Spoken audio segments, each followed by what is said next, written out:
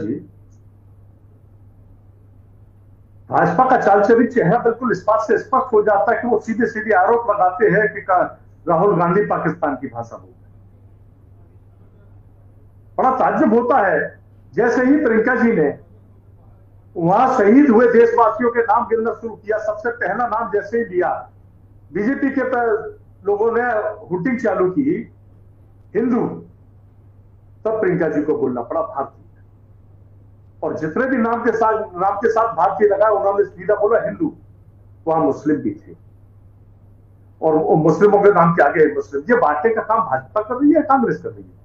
कांग्रेस राष्ट्रीयता के रूप में जोड़ना चाहती है, लेकिन भाजपा हिंदू मुस्लिम करके बांटने का काम करना चाहती है।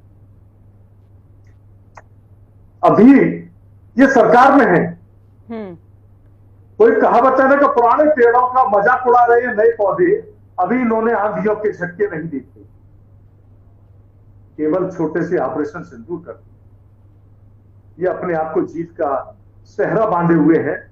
1971 में जब पाकिस्तान के 2 टुकड़े किए थे, स्वर्गीय इंदिरा जी ने कभी भी उसका श्रेय अपने आप में लेने का काम नहीं किया।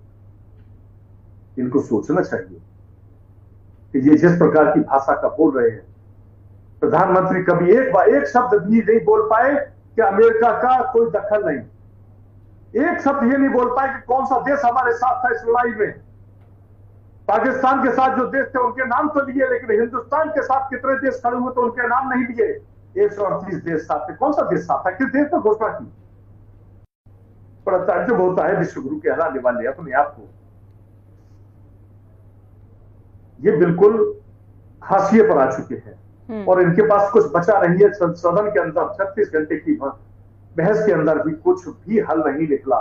केवल निकला है तो इतना सा कि इन्होंने देश को बर्बाद करने का काम किया है। 140 करोड़ जनता जानना चाहती है, उन 25 जो शहीद है उनके परिवारों को जानने का हक है कि आखिर वहां हुआ क्या, वहां सुरक्षा व्यवस्था क्यों नहीं थी, सुरक्षा में चूक क्यों हुई, ये पूछने का उनका अधिकार है। कई घंटों तक वहां सुरक्षा कर्मी मौजूद नहीं थे, जबकि 3 लेयर सुरक्षा की होती है, स्थानीय पुलिस, बीएसएफ और मिलिट्री फोर्स, लेकिन वहां कोई सुरक्षा की व्यवस्था मौजूद नहीं थी। और यही वजह है कि आतंक की घटना को वो लोग अंजाम देते रहे, बड़े आराम से अंजाम देते रहे। तो ऐसी व्यवस्था, मुझे लगता है ये सरकार का फेलियर है। गृह मंत्री के कार्यक्षेत्र में आता है इंटेलिजेंस ब्यूरो।